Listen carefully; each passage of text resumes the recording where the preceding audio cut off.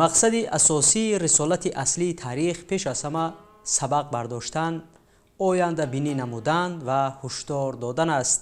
дуруд бинандагони азиз, силсила барномаи гулчин аз таърихи тоҷикон аст. манзури шумо. имрӯз дар барнома устоди донишгоҳи миллии тоҷикистон, номзади илмҳои таърих ҷамолиддин шарифзодаро даъват кардем. хуш омадед ба барнома устод. мо қаблан атрофи заминаҳои ташаккулёбии давлати сомониён бо олимон ва муҳаққиқони риштаи фанҳои таърих андешаронӣ ва мавриди баррасӣ қарор дода будем, чун мавзӯи давлатдории сомониён хеле мавзӯи васеъмиқёс аст ва албатта академик бобоҷон ғафуров низ равшании бештар андохтанд ба ин мавзӯъ дар китоби тоҷиконашон.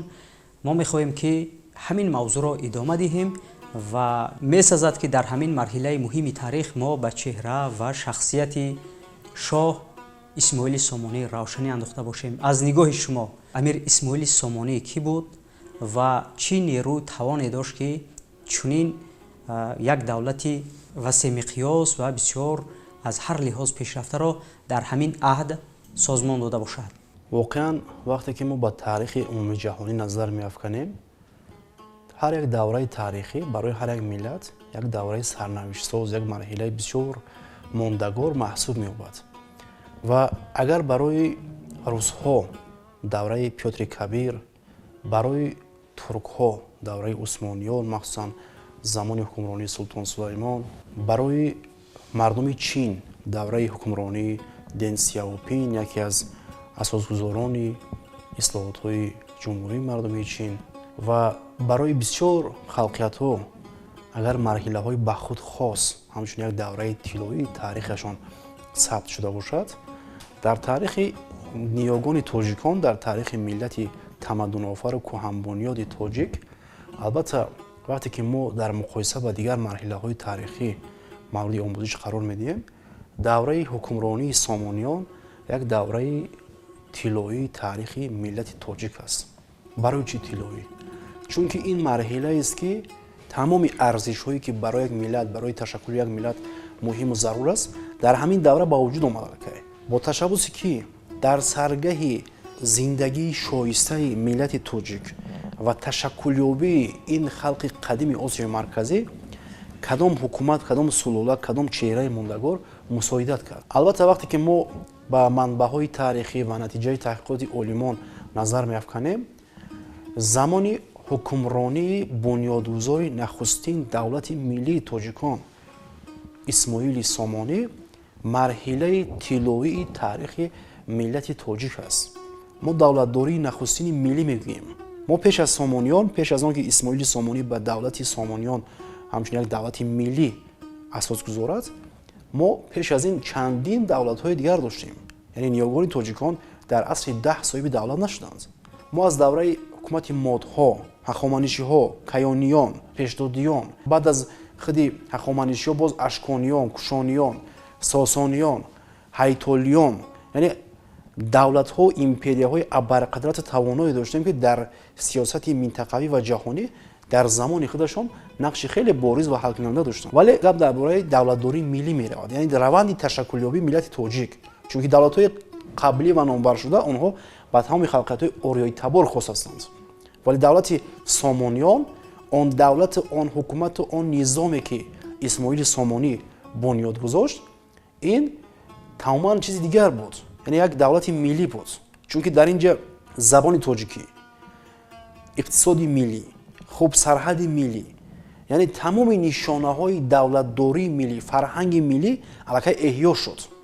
ба таври имрӯза чӣ хеле ки мо давлатдории миллӣ мегӯем, шумо бинед миллатҳои пешрафтаву мутамаддини аврупоӣ дар асрҳои 15-16 ташаккул ёфтанд. аммо миллати тоҷик бо ташаббусу иқдомоти намояндаҳои сулолаи сомониён, махсусан бунёдгузори давлати сомониён исмоили сомонӣ, дар асри 10 аллакай ташаккулёбиаш ба охир расид. мо 500 сол пеш аз миллатҳои мутамаддини аврупоӣ ташаккул ёфтем ҳамчун миллат, ҳамчун миллате ки ба худ забони хоса доштем, фарҳанг дорем, яъне унсурҳои тамаддунӣ дорем ва саҳми худро дар ҳамин марҳилаи тиллоии таърих аз дигар миллатҳо дидар мо бештар гузоштем дар тамаддуни башарӣ. мо дар асри 9 миллатеро дар тӯли тарихи башарӣ дар намеёбем ки ба монанди тоҷикон дар тамаддуни башарӣ саҳмгузор бошанд. Чунки бинед шумо тадбирҳои андешидаву хиратмандонаи Исмоили Сомонӣ ки пешвои миллат дар китоби Чеҳраҳои мондагор диққати бештарро ба ин фарзанди фарзонаи миллат бахшидаасту як қисми китоби худашро ба ҳамин Исмоили Сомонӣ, маҳз дар ҳамин марҳила миллати тоҷик боз ҳам тавоно гардид. мо дар тӯли таърих миллатҳои тавоноро мебинему миллатҳои нотавонро мебинем. Миллати тоҷик миллати агарчи 1000 соли баъди сомониён давлат надошт, вале миллати тавоно буд. ҳарчанд ки давлати тавоно, яъне аз доштани давлати тавоно як муддат бенасиб буд, вале дар тӯли таърих бо он саҳмгузориҳо нақшгузорие ки дар тамоми самтҳои ҳаёти ҷомеа кард, аллакай нишони тавонмандии миллати тоҷик аст. Бинобар ҳамин дар асри даҳ ҳеҷ миллате дар тамаддуни башарӣ монанди тоҷикон ҳисса нагузоштаанд. бинед шумо дар соҳаи илму адабиёт мо ба сатҳи ба дараҷаи Абуалӣ ибни Сино, Абурайҳони Берунӣ, Закариёи Розӣ, Ҷобир ибни Ҳайён, Муҳаммади Хоразмӣ, имом Бухорӣ, имом Тирмизӣ, мин баъд Форобию дигарҳо ки дар заминаи мактаби ташаккулдодаи Исмоили Сомонӣ ва Сомониён ба воя расиданд, чунин абармардону чунин чеҳраҳои мондагори илму фарҳангро дар миқёси ҷаҳон дар асри 9-10 мушоҳида карда наметавонем. Ино дар саргаҳи илму адаби минтақа не, ино дар ҷаҳон шуҳратёр шуданд. илми онҳо, осори онҳо дар асрҳои 11 то асри 20 то имрӯз осори онҳо китобҳои рӯймезӣ аст. барои олимони Аврупо ҳам, барои олимони Осиё ҳам, яъне барои тамоми Шарқу Ғарб натиҷаи рушди илму адаби замони Сомониён то ба имрӯз баёнгари он аст ки воқеан мо дар замони Сомониён, дар замоне ки давлатдории миллӣ доштем, дар замоне ки имконияти сиёсӣ доштем, мо тавонистем ки аз имконияти сиёсӣ баҳри рушди дигар самтҳои ҳаёти ҷамъия самаранок истифода барем. мо дар тӯли таърих ҳамагӣ 120 сол давлатдории миллӣ доштем. дар тӯли таърих дар 120 сол мо саҳмеро ки дар тамаддуни башарӣ гузоштем, халқиятҳои дигари ҷаҳонӣ дар 1000 сол нагузоштанд. мо дар тӯли 120 сол нақшеро гузоштем ки дар тарозу агар онро муқоиса кунем ба таърихи 2000 3000 солаи баъзе халқиятҳо ҳатто баробар ва аз он вазнинтар аст.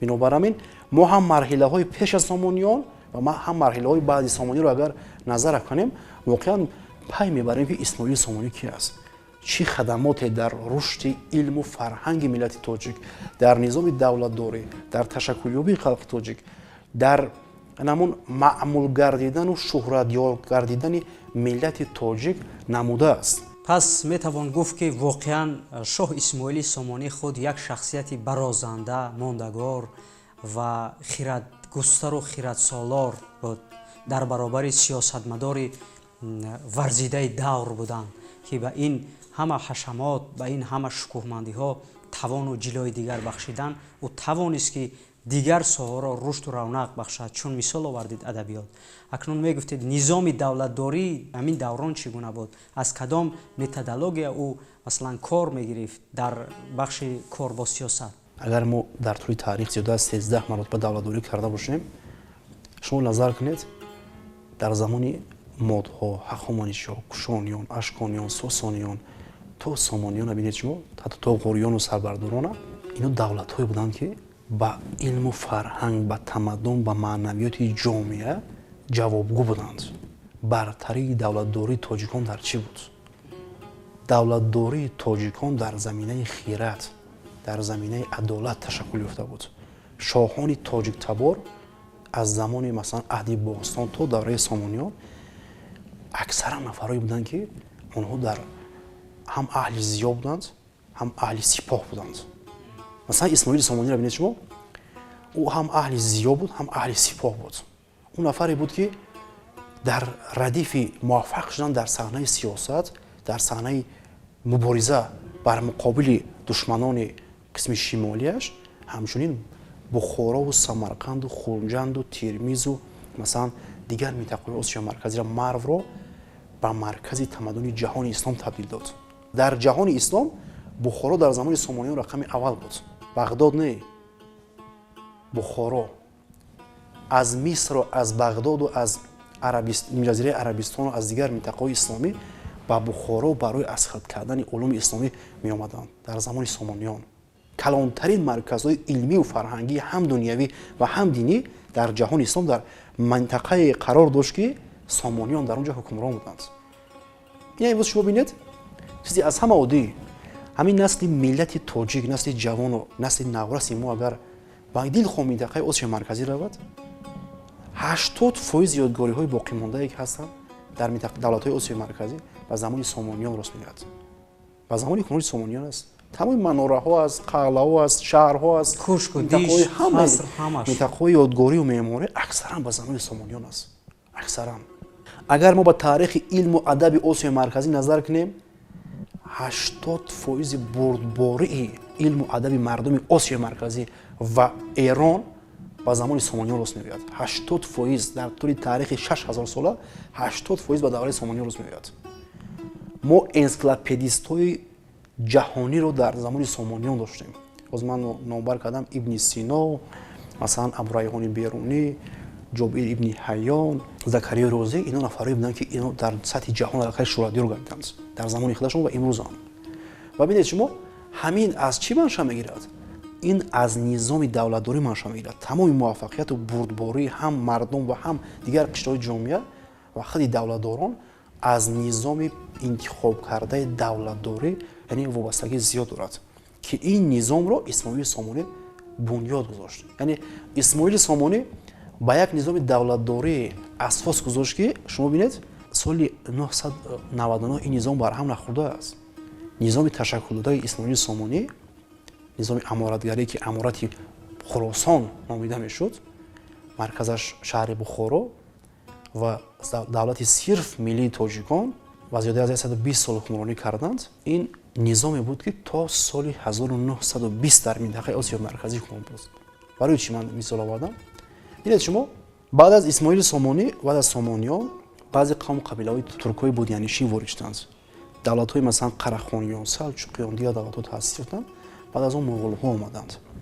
баъд аз муғулҳо боз қавму қабилаҳои омехташудаи муғулу турк омаданд. аз замони масалан Шайбониён сар карда, аз Темуриён сар карда то Шайбониён дигар. бинед шумо ҳамаи ҳамин омаданд, ҳамун низоми интихобкардаи Исмоили Сомониро интихоб карданд. вале ба он шакле ки идора карда мешуд, ба он шакл идора карда наметавонистанд. барои чӣ? замони Шайбонияну Аштархониҳо Манғитиёро як маротиба ба замони Сомониён муқоиса кунед, ёки замони муғулҳоро замони масалан Қарахониёву Ғазнавиёну Салҷуқиёнро муқоиса кунед, давраи Сомониён дигар давра аст. мо агар ба осори олимони туркам, ба русам, ба дигар олимон аврупоиам назар кунем, аксаран ба ҳамин давраи Сомониён такя карданд. чунки диққатҷалбкунанда аст, чунки як чизе дорад, чунки як хулосабарории дуруст кардан мумкин аст. аксаран ҳамин давраро ҳатто муҳаққиқҳои турк маърифати гумшуда як китобро тарҷума кардан. ҳамин маърифати гумшуда кадом маърифат аст? маърифати замони Сомониён аст. маърифате ки дар замони Сомониён буд, илму адаби дар замони Сомониён буд, дар замони давлатдории халқҳои дигар ҳамин маърифат аз байн бурда шуд, гум шуд, нест шуд. ин ҳамин аст мазмуну муҳтавои ҳамин китоб, ҳамин аст, ки маърифати замони Сомониён дар давраи куҷманчиёни қавму қабоили ба Осиёи марказӣ ворид шуда, ки соҳиби давлат шуданд ба қавли худашон, аз байн рафт. он арзишҳо, он низоми хосаи давлатдории Сомониёнро ба ном қабул кардан ҳамчун аморат, лекин дар ҳамун шакле ки буд, онро нигоҳ дошта натавонистанд. чунки барои нигаҳ доштани он таҷриба лозим аст, хират лозим аст, дониш лозим аст, санъати хосаи давлатдорӣ лозим аст. ва ин санъатро албатта Исмоили Сомонӣ дошт. ин санъатро албатта Исмоили Сомонӣ ҳамчун меросбари Кӯши Кабир ва Хусрави Анушервон дошт. имрӯз бинед шумо миллати тоҷик бори дигар дар давраи соҳиб истиқлолӣ бо сарвари пешвои миллат муҳтарам Эмомали Раҳмон исбот кард, ки воқеан меросбари Кӯши Кабир, Хусрави Анушервон ва Исмоили Сомонӣ аст. миллати тоҷик баъди 1000 сол бо сарварии Эмомали Раҳмон собит кард, ки ӯ меросбари Исмоили Сомонӣ аст. меросбари нафаре ҳаст, ки ба маърифати Осиёи марказӣ дар давраи ташаккулёбии халқиятҳо бунёд гузоштааст. бинобар ҳамин агар давраи эҳёи Аврупо асри 16 бошад, асри 15 бошад, давраи эҳёи мо асри 9-10 аст. мо 500-600 сол пеш аз миллатҳои аврупоӣ мутамаддин будем, ташаккул ёфтем, давлати миллии худро созмон додем бо ташаббусе ки бо ташаббуси Исмоили Сомонӣ. бинобар ҳамин дар бораи ҳаёт ва фаъолияти Исмоили Сомонӣ маълумотҳо хеле зиёд ҳастанд. мо дар бораи таваллудаш, дар бораи мавқеи ҷойгиршавӣ, масалан ҷуғрофии ҷои зодгоҳаш, дар бораи дигар хусусиятҳои хоси ӯ метавонем дар адабиётҳои ҳам таълимӣ, ҳам адабиётҳои таърихӣ ва ҳам манобаъҳои таърихӣ хеле маълумотҳои зиёд дарёбем. дар давраи истиқлоли давлатӣ бинед шумо соли 1999 мо 1100-солагии давлатдории Сомониёнро ҷашн гирифтем ва бо ин собит кардем ки мо меросбари Сомониён ҳастем. мо меросбари он давлат, он сулолаву хонадоне ҳастем ки ба тамаддуни Осиёи марказӣ бунёд гузоштагӣ ҳастанд. тамаддуни Осиёи марказиро эҳьё кардагӣ ҳастанд. тамаддуни ориёиро эҳьё карданд. дар густариши тамаддуни исломӣ нақши аввалин дараҷа доранд. ва пайкараи шоҳ Исмоили Сомонӣ дар маркази шаҳри Душанбе соли 1999 бо ташаббуси бевоситаи пешвои миллат муҳтарам Имоми Раҳмон яъне сохта ба истифода дода шуд. имрӯз пайкараи Исмоили Сомонӣ ҳамчун рамзи маркази Тоҷикистон шаҳри Душанбе дар тамоми сомонаҳои иҷтимоӣ, дар тамоми сомонаҳои масалан байналмилалӣ ҳамчун рамзи шаҳри Душанбе эътироф шудааст. ана пайкараи Исмоили Сомонӣ, пайкараи нафаре ки воқеан таърихи моро аз нав эҳьё кард, воқеан давлатдории моро эҳьё кард ва тавонист ки миллати тоҷикро ҳамчун миллати тамаддунофар нишон диҳад. ва бинед шумо чандин унвонҳои фахрӣ, ҷоизаҳо ба номи Исмоили Сомонӣ аз ҷониби пешвои миллат, яъне бо ташаббуси бевоситаи пешвои миллат роҳандозӣ шуд. ҳатто ноҳияи Исмоили Сомонӣ таъсис дода шуд. бисёр корҳо дар раванди, яъне дар самти муаррифиву эҳьёи ва гиромидошти анамин шахсияти барҷаста дар амал татбиқ шуд. ваҷҳое ки мо дар боло зикр кардем, дар китоби чеҳраҳои мондагори пешвои миллат ҳам яке аз масъалаҳои асосӣ ки дар меҳвари диққати муаллиф ҷой гирифтааст, шахсияти мондагори Исмоили Сомонӣ ҳамчун бунёдгузори нахустин давлати миллии Тоҷикон аст. яъне корҳои лозима аз ҷониби ҳукумати Тоҷикистон, аз ҷониби сарвари давлат дар амал татбиқ карда шуд ки имрӯз барои шинохти Исмоили Сомонӣ аз ҷониби насли наврас ва ҷавони кишвар ки дар пайравӣ аз ин шахсияти мондагор бояд дар роҳи ташаккули давлатдории миллӣ, дар роҳи шинохти Тоҷикистон ҳамчун давлати мутамаддин талош намоянд, дар амал татбиқ шуд. ва имрӯз қишри зиёии ҷомеа, масалан онҳое ки ба корҳои илми таҳқиқотӣ бештар шуғл доранд, зарур аст ки ҷиҳати дар амал, яъне дар сатҳи илм боз ҳам мондагор будани Исмоили Сомонӣ ва шинохти Исмоили Сомонӣ рисолаи илмии номзадӣ ва докторӣ дифоъ намоянд. ва то имрӯз вуҷуд дорад. то имрӯз хушбахтона дар бораи Сомониён ҳаст. дар бораи худи давлатдории Сомониён рисолаҳои хеле зиёди илмӣ дифоъ шуданд. лекин мутаассифона дар бораи худи Исмоили Сомонӣ ва шахсияти мондагори ҳамчун як симои барҷастаи таърихӣ ва бунёдгузори нахустин давлати миллии Тоҷикон рисолаи илмии номзадӣ ва докторӣ ҳимоя нашудааст. вале дар назар аст ки ҳимоя мешавад. албатта ин аз мадди назари муҳаққиқони ватанӣ дур нест. албатта ин пажӯҳиш қарор гирифтааст ва дар солҳои оянда дар назар аст ки дар мавриди шахсияти мондагори Исмоили Сомонӣ рисолаҳои илмӣ дифоъ карда мешавад. ташаккур. шумо чӣ андеша доред вобаста ба шахсияти шоҳ Исмоили Сомонӣ, асосгузори давлати миллии Тоҷикон дар асрҳои 9 ва 10? ба ҳамин хулоса мекардед? воқеан давраи Исмоили Сомонӣ марҳилаи ҳам эҳьё ва ҳам фаноёбии баъзе миллатҳо буд. барои чӣ? дар зери таъсири фарҳанги ислом, фарҳанги араб ва тамаддуни исломӣ баъзе халқиятҳо аз байн рафтанд. шумо бинед ки баъзе халқиятҳо дар асри 9 ҳастии худро аз даст доданд. дар рӯбарӯи фарҳангу тамаддуни исломӣ забони арабиро қабул карданд, фарҳанги арабро қабул карданд. имрӯз араб шинохта мешаванд.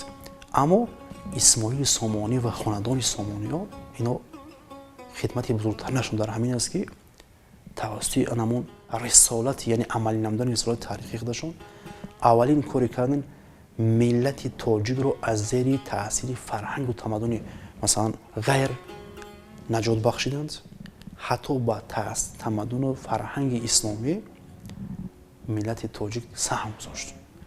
ҳатто унсурҳои тамаддуни тоҷикон ба ислом ворид шуд, ба фарҳанги исломӣ ворид шуд. дар эҳьё, дар ғановатмандии тамаддуни исломӣ тоҷикон нақши хеле бориз доштанд ки дигар миллатҳо, дигар халқиятҳо чунин нақшро من فکر میکنم گذاشتن دیگه نیستند. برای چی؟ چندین شخصیت رو میدونیم که در زمان سامانیان با آثار خود، با خیرات خود، با مفکوره خود در تمدن اسلامی نقش گذاشتن و حتی با علم‌های مخصوص اسلامی اساس گذاشتند. همه این از سیاست و از نظام دولت‌داری همون مرگ دوره که از خیرات سامانیان و اسماعیل سامانی منشأ می‌گرفت وابستگی عمیق دارد. وابستگی دارد. البته نظام در رشد تمام سمت‌ها البته تاثیرگذار است، تاثیررسان است و نظام باعث می‌شود که این ساحه اون ساحه رشد نماید. بنابراین خدمت بزرگترین اسماعیل سامانی پیش از همه حفظ ارزش‌های ملی، حفظ ملت تاجیک در چنین یک روند بسیار که حساس که امروز در زمان عصر 21 عصر جهانی شوی مینامند، عیناً در عصر 19 مرحله جهانی شوی بود، مرحله آموزش یابی بود، مرحله فنایابی بود. بنابراین در همین مرحله بسیار حساس ملت تاجیک نه تنها با تشبث اسماعیل سامانی هستی خودش را نگاه کرد، حفظ کرد، بلکه در تمدن اسلامی، در تمدن بشری، در تمدن دنیوی عصر 19 سهم خود را به طور خیلی برجسته گذاشت که خیلی ما گفتیم در عصر 19 چنین خلقیت‌ها هیچ وقت با چنین سطح سهمگذار نبودند. بسیار سپاس به شما برای معلومات‌های بیشتر و معلومات‌هایی که واقعاً بیننده نیکبین امروز توانست از اندیشه‌رانی شما درباره اساسگذاری دولت سامانیان شاه اسماعیل سامانی معلومات بیشتر برداشته باشد و امیدواریم که زیادی از عالمان، محققان، مورخان دست به کار خواهند بود و وابسته به شخصیت و روزگار شاه اسماعیل سامانی کتاب تالیف کنند و رساله های نامزدی و دکتری خود را دفاع سازند. اینجا بینندگان عزیز به انجام سلسله برنامه گلچین از تاریخ تاجیکان رسیده ایم. نگفته نماند که موضوع دولتداری سامانیان در کتاب تاجیکان باباجان غفوروف موضوع وسیع مقیاس است و در برنامه‌های من بعده البته با اشتراک دایره وسیع تاریخ‌نگاران، محققان رشته فن‌های تاریخ اطراف این موضوع بحث و اندیشه‌رانی خواهیم کرد و نگفته نماند که محقق ما بودند نامزد علم‌های تاریخ استاد دانشگاه ملی تاجیکستان جمال‌الدین شریفزاده. تا برنامه‌های نوبتی سربلند و موفق باشید.